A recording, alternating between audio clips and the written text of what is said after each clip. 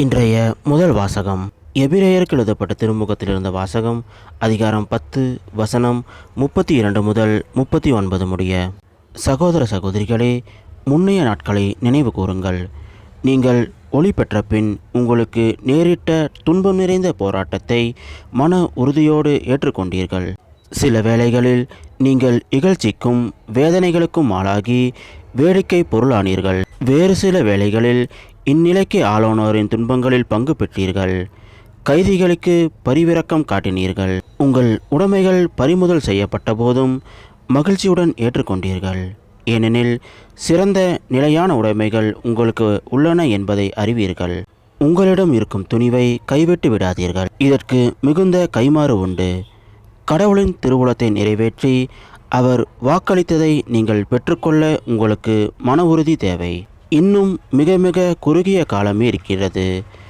வர இருக்கிறவர் வந்து விடுவார். காலம் தாழ்த்த மாட்டார். நேர்மையுடன் நடக்கும் என் அடியார் நம்பிக்கையினால் வாழ்வு அடைவார்.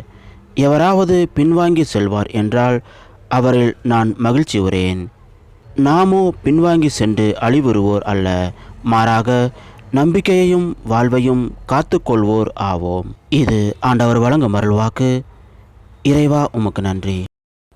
இன்றைய நற்செய்தி புனித மாற்கு எழுதிய நற்செய்தியிலிருந்த வாசகம் அதிகாரம் 4 வசனம் 26 முதல் 34 முடிய.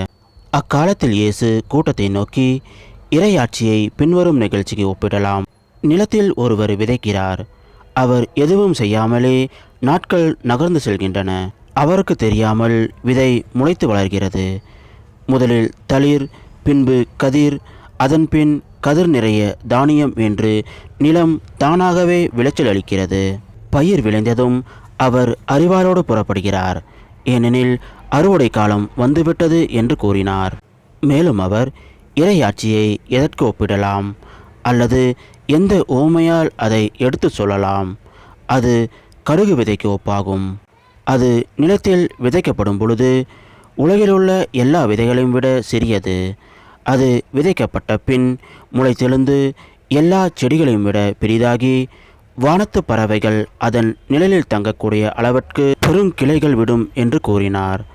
அவர்களது கேட்டறியும் திறமைக்கு ஏற்ப அவர் இத்தகைய பல உவமைகளால் இறை வார்த்தையை அவர்களுக்கு எடுத்துரைத்து வந்தார். உவமைகள் இன்றி அவர் அவர்களோடு பேசவில்லை. ஆனால் தனிமையாக இருந்தபோது தம் சீடருக்கு அனைத்தையும் விளக்கி சொன்னார். இது கிறிஸ்து வழங்கும் நற்செய்தி. கிறிஸ்துவே உமக்கு புகழ்.